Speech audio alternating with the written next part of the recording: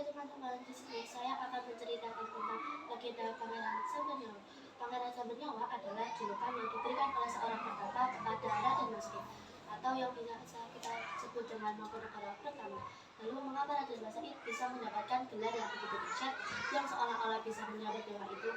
Inilah kisahnya. Konon Raden Mas hanya didukung para punggawa yang tak lebih dari orang 18 tahun saja. Menyadari bahwa jumlah pengikutnya masih terlalu sedikit, Raden Mas pun kemudian mengikuti nasihat para sesepuh keraton, dan lalu ia pergi berangkat ke Mara, daerah kelahiran leluhurnya. Pasukan berdatangan dan lalu mereka semua berkumpul di markas besar Mara. Dari daerah yang berhutan-hutan dan banyak gunungnya itulah, Raden Mas terus bergelitnya menyerang patroli Company yang terus mengadakan pengawasan di wilayah Kasunanan Surakarta.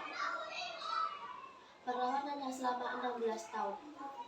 Tuan Jenderal Mir Kanjeng Sultan orang melawan Said dihentikan sampai sini saja, karena mereka tak mungkin bisa dikalahkan, karena mereka dibantu oleh jin yang ribuan banyaknya. Apa? Dihentikan pasukan jin? Omong kosong, ujar pemimpin pasukan Belanda itu pun dengan sangat marah. Jenderal Belanda memerintahkan segenap kekuatan pasukannya untuk menggempur pasukan Raden Mas yang sedang berada di Gunung Kidul. Kamu kali ini pasti mati pemberontak, kata komandan Company itu dengan sangat geram. Celaka Gusti Pangeran, Company sudah mengerahkan hampir seluruh kekuatannya. Mereka sudah mengepung di sini, Pangeran. Benarkah tidak mungkinkah kita melawannya? Musuh terlampau banyak, Gusti Pangeran, sebaiknya kita membebaskan dari sini. Baik, tapi untuk menghindar tampaknya tak mudah. Sekarang kalian meneruskan diri pelajaran rahasia kita. Aku akan mengalihkan perhatian mereka. Ayo, tangkaplah aku ini musuh utama Company, teriak Raden Mas dengan suara yang menggelegar. Peluru-peluru panas dan ratusan anak panah berdesingan di udara untuk memburu Raden Mas kemanapun bergerak.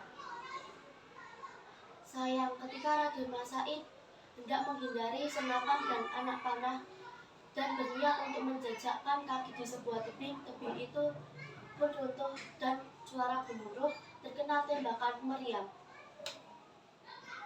Tubuh Raden Mas pun kemudian terperosok ke dasar jurang dan bersamaan dengan runtuhan tebing itu.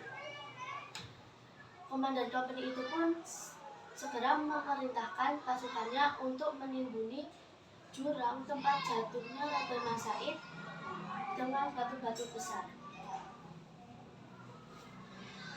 Beberapa saat kelamanya kemudian tidak ada tanda-tanda kehidupan di dasar jurang itu. Company meyakini bahwa musuh utamanya telah tewas. Kemudian tubuh Raden Mas pun terperosok ke dalam jurang.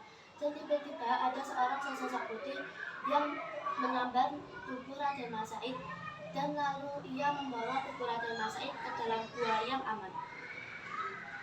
Nak Mas aku adalah pendeta Sukmang Lembara yang sudah membayang-bayangi dirimu sejak lama. Apakah engkau benar-benar cocok dengan warisan pusakaku? Kata pendeta Sukmang Lembara. Pendeta itu pun segera mengeluarkan dua buah pusakanya. Yang pertama berwujud keris, yang kedua berupa tongkat. Pendeta Sukmang Lembara itu pun kemudian menasihati Raden Mas untuk bertapa 100 hari di sebuah gunung yang di daerah Matese yang tak jauh dari Gunung Lawu.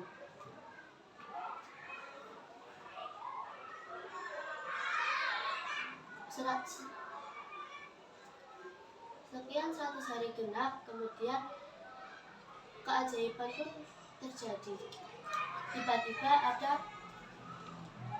di hadapannya ada pendeta yang mengakui sudah bosan hidup. Dan pendeta itu pun mengeluarkan dua buah pusakanya. Yang pertama berwujud tabur, yang kedua berwujud bendera. Dan lalu pendeta itu pun menyuruh Raden Mas Said untuk membunuhnya. Dan lalu dengan berat hati Raden Mas Said pun menusukkan keris itu kepada sang pendeta. Tidak lama kemudian, sebelum keris itu terkena tubuh pendeta, dan lalu pendeta itu pun lenyap seketika. Terima kasih Nak Mas Said, engkaulah senopati perang yang sakti. Dan disitulah Raden Mas Said mendapatkan julukan Pangeran Sambenyawa. Terima kasih. Wassalamualaikum warahmatullahi wabarakatuh.